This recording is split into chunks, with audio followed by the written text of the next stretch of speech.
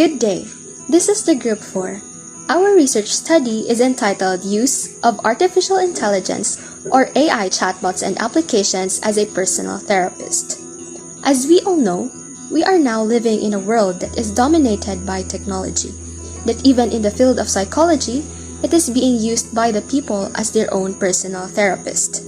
Thus, the main goal of this research is to explore how AI chatbots compare to traditional human therapy in providing psychological support.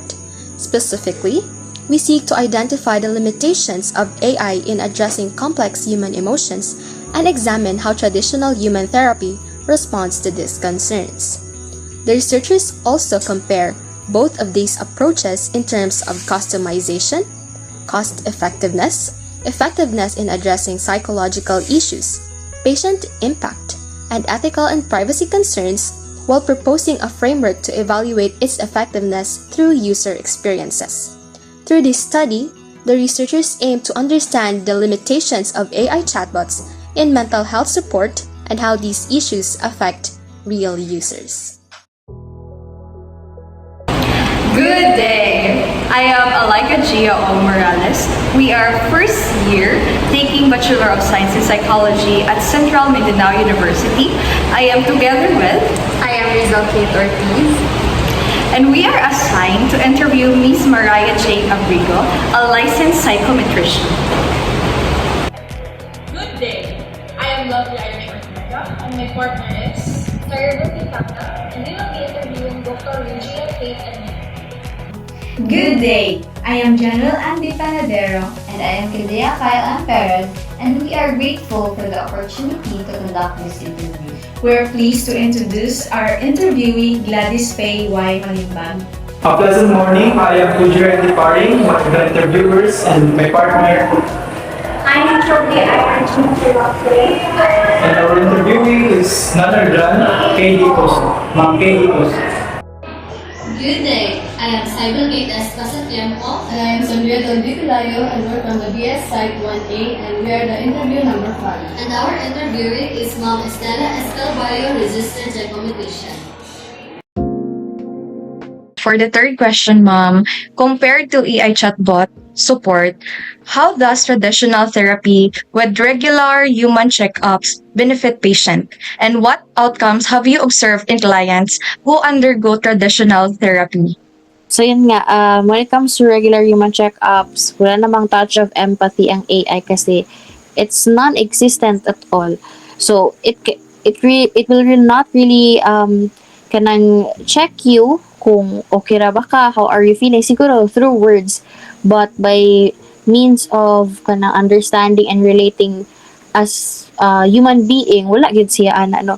So you should gyud siya, I mean like kung sa traditional manggod nga therapy, usually there is an intake interview, there will be the first session, second session, usually hanggang third session before ma-terminate ang case, because by that have process nga agian, and before siya i-terminate ang case, it should be ensured by the therapist and the client as well nga okay na, pwede na siya buhian nga kanang nahuman gyud ang sakto nga kanang step by step nga procedure sa therapy. Compared mo sa AI chatbot, kung sa mga pangutana siya karon, mura gyud na iyang tubagon karon. The next day mag-open ka og ChatGPT, dili ka niya pangutanon if are you okay or what. Dili walay follow-up sessions, dili ka niya pangutanon if na-resolve na ba to nimo ang imong issue nga imong gi-open up siya the last time. So I think that's really the benefit of using or if in adopting traditional therapy compared to AI chatbots. Okay, ma'am, thank you. Now we are done with the questions from objective number 2 and we are moving on to the questions from objective number 3. From a professional perspective, why can AI chatbots be considered ineffective as personal therapists? As based on sa mga na-discuss na to earlier, AI chatbot cannot really be your personal therapist because it's everyone's therapist. Dili siya maka-create or tailor-fit intervention plan just for you based on your personal history, based on your childhood experiences. Wala siya ingon ana tanan. It just gives you answers nga dili ka sure if mag-resonate ba gyud sa imuha. That's why you cannot really use AI chatbot as your personal therapist. Thank you, ma'am. Question number 2. What recurring issues or patterns have you noticed regarding AI chatbot use in mental health support? Siguro the recurring issue or pattern is the people's kanang help-seeking behavior gyud kay because of yun nga mas affordable man gyud ang AI chatbot, mo-up na lang sila ana bisan pa og dili gyud sila kibali dili inga naka in-depth ang diagnosis or dili inga naka in-depth ang treatment plan nga para sa ilahan no musugal na lang sila ana, and by that kanang mas naanad ang mga tao nga mag-rely permanently sa chatbot, and they are now downplaying the essence and the importance of traditional therapy. Kanang feeling nila AI ra ni tanan, ma-answer ni sa AI tanan, di ata magasto-gasto ani. Where in fact they are missing the point that traditional therapists have learned and kanang studied on this case management, studied on the step by step nga kanang proper procedure on how to address or how to solve this certain case or certain issues. Ang chatbot pattern lang gid siya, ana lang gid siya nga mo niya akong gitubag sa uban mo pud niya ako itubag sa imo regardless if ahakagikan or unsa man galing imo experiences. That's very insightful, ma'am. So I think that is all for the interview, ma'am. Thank you so much for your time and your valuable insights. Your professional perspectives and your responses for tonight will greatly contribute to our site. Why do you think human interaction is important in psychological treatment? As I have said, each person is different from one another. So the human interaction is really very important so that we can also personalize the treatment that we can give to each person, the kind of therapy that we can give to each person. And as a human, as I have mentioned earlier, that we can observe the nonverbal language, we can do other things that the AI cannot do. Thank you for those insights, ma'am. Now, I would also like to compare these AI tools with the traditional therapy. And to start this comparison, how does AI-assisted advice compare with traditional therapy in terms of personalization and customization? As I shared a while ago, I really do not have a personal experience with AI. And however, as I have said also, the AI is the data that has been inputted in the AI is more of general data and concern. So for the traditional, to customize, the customization, for the traditional, the client's needs and problems can be handled individually. So we can cater our therapy towards the uniqueness of the person, towards the specific needs of the person. Well, in terms of accessibility, ma'am, many people say AI therapy is cheaper. So how does that lower cost affect the quality and effectiveness of the support? As AI is not really, again, a medical device that has been regulated, although it could be lower cost at this moment, pero if the person has not been really treated well, I think mas dako na hinuon ang gasto nila. Kaysa AI, kaya man sila natarong o treat. So, mangita gihapon sila o human therapy for that. So, if the condition of the person has not been treated earlier, mas costly na hinoon compared kung diretsyo na lang sila niadto sa human therapist. So I think it's not the cost that matters, it's the effectiveness of the therapy. And what types of psychological concerns, if any, do you think AI chatbots can be useful? Siguro it can be used with problems that are normal, that are being experienced by normal people. So for example, for students, problems like study habits, no? Like ng mga simple ng mga problems like study habits, problems perhaps with finances, or other common problems experienced by common people. It could be addressed by the AI. However, if we will go to psychological condition that has something to do with mild to severe, siguro dili na ni for the AI. Because as I have said, they could wrongly diagnose the person and can cause more harm to that person. What ethical concerns do you use in using AI chatbots as personal therapists? Do you see ethical concerns? Actually, the confidentiality kasi online ng bias, and somehow if someone borrow your phone, ka mag-chat GPT and makita sa history, so number one, kasi in the psychology world, very strict yun ang implementation of the confidentiality. So required na siya of with SUSI, your office, it should be you only nga guidance counselor. So dahil kasi when the student knows how you value the confidentiality, that's the time that they will trust you. Okay. They can have a confidence na whatever we talk, whatever kanang atong masturyahan, magpabilin mo na diri sa office, bawas. Okay, so kana ang confidentiality yun, as of the moment, hindi mo siya makatabi, pero it can be read by anyone. Even magaling sa email, we have to include the messages sa email or ang kanang mga attachments, kailangan na siya i-encrypt para if ang receive, dili ang person, so dili niya makita ang password or ang contact name.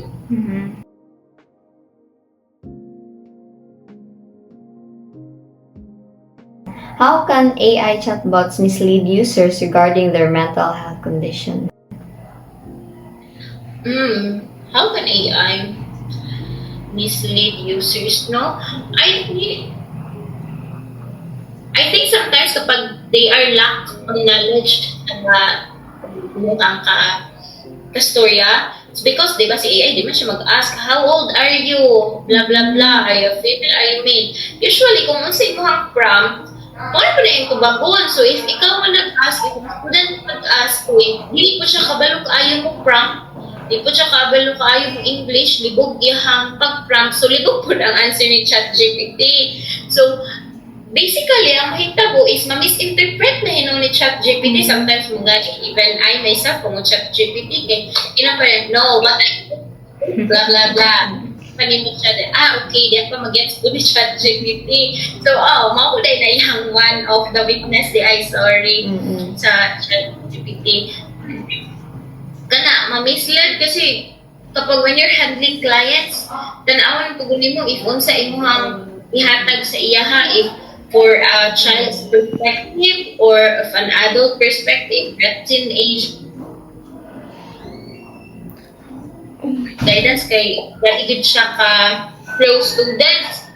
Bisag mali pa sa estudyante, mayo gyud ka okay raman, kay kanang lang, there's a room for mistake, blah, blah, blah. Pero at the back of your mind yun, if first kanang human thinking, or you as a human, may reasoning mo or somebody. Pero it's because you're in the mental health, so you're gihapong sabton. Yung mga gyapon ipa-feel sa nasabtan yung siya, bisag give siya, because it's not our job na i-down sa mood, that it's our job to let them understand sa consequences sa ilahat na buhay. So, mawajud ko na ang laki kasi basin bata ang nag-chat ni ChatGPT na iyong iba per pang-computer. Go outside, blah, blah, blah, underage dito, wife niya, diba? So, In which cases do you believe traditional therapy is more effective than AI?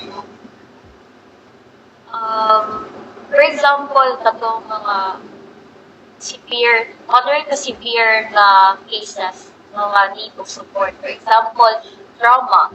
Hindi man dyan ka dapat makabasta-basta o makita lang o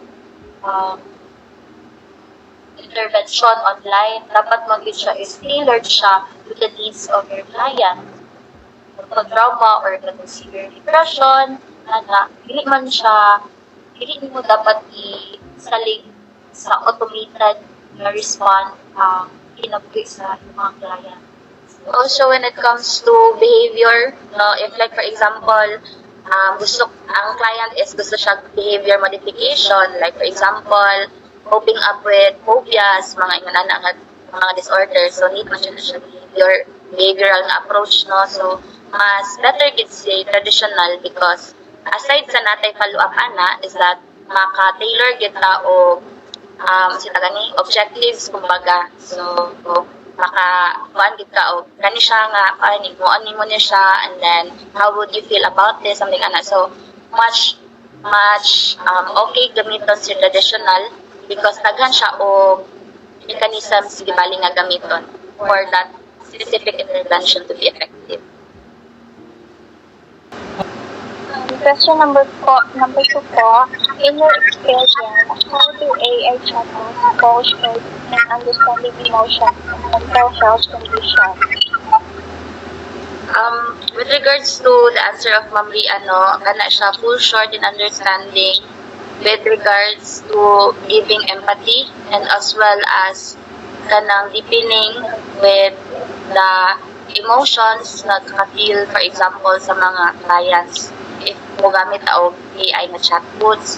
So, also as well as ma-neglect ang uban nga aspect because for example, mag-program lang ka regarding with anxiety and so daghan pa man other factors with that.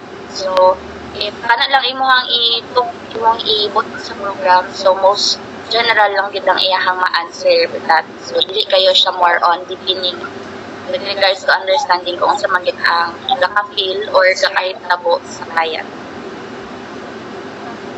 Po, so question number 3 po, what risks do AI chatbots pose when handling complex or certain psychological cases? What risks do AI chatbots pose when handling complex or severe psychological cases? Sige, kanang for example manggod with regards to AI chatbots, kato no, so since general manggod imuhang general lang kibali ang iyahang murag sito ganyan yung response, so more likely dili gid siya maka-pinpoint kung unsa, like for example daghan na kayo og cases which are reported with kanang news channels na mamatay ang usa ka client because gamit siya og AI, no? So I know you're very well familiar with that, documented man na siya because kanang for example mangutana lang sa kuan na kani ba siya nga for example drugs, like kani makahatag ba ni sa kuha og sleep tonight, something na ana, so without considering kanang mo take siya ani nga pills for example, so more on dili siya specific context. So probably that brings to risk demanding.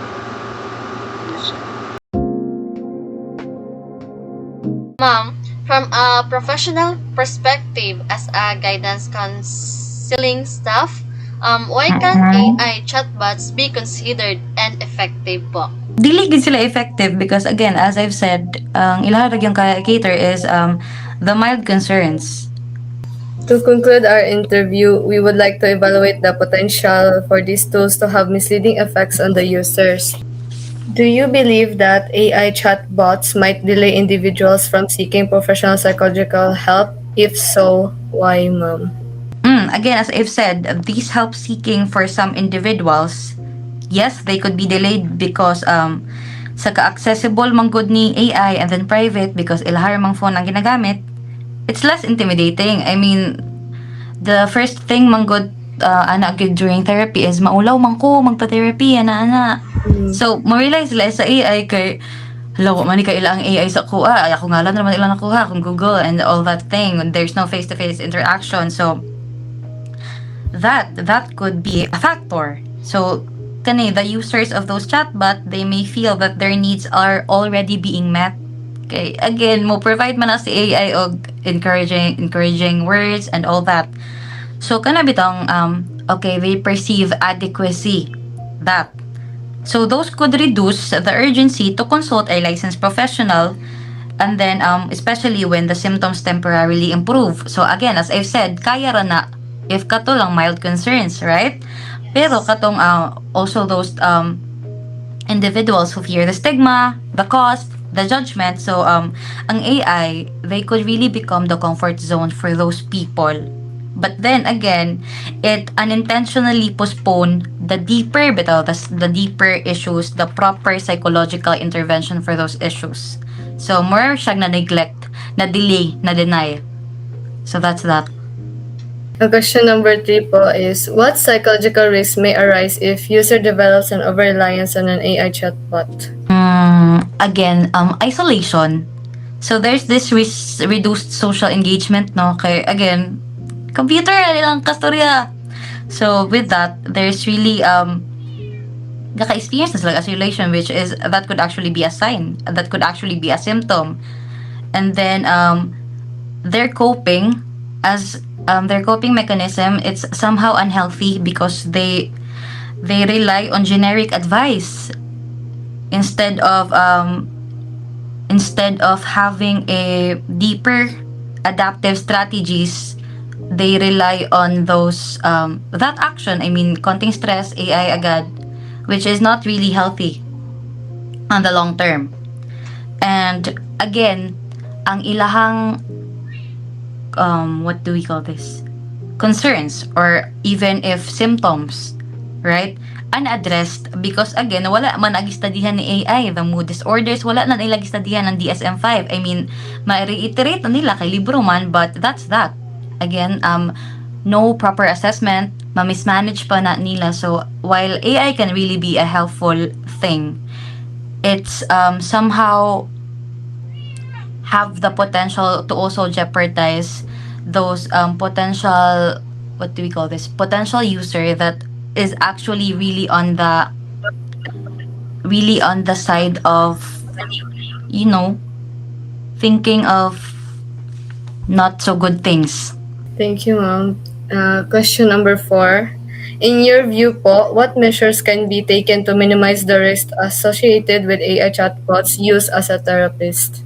Oh, actually, just a clear disclaimer that, you know, in every advice, quote unquote, that they provide, those are not given by a licensed therapist. So just for the user to be really informed that I am talking to a system. In conclusion, several key concerns were identified regarding the use of AI chatbots as personal therapists. Most of the interviewees, who are mental health professionals themselves, expressed their concern that AI lacks genuine human empathy and may not fully understand the complexity of human emotions. There were also concerns regarding over-reliance on AI instead of seeking professional help when it is already necessary, as well as risks related to data privacy and security. An issue such as this is very alarming since it can lead to misinformation, discourage people from seeking professional help, and compromise the security of personal data. These risks highlight the importance of studying AI chatbots in the mental health field so we can understand its limitations and address the ethical concerns that they raise, all for the well-being of the people.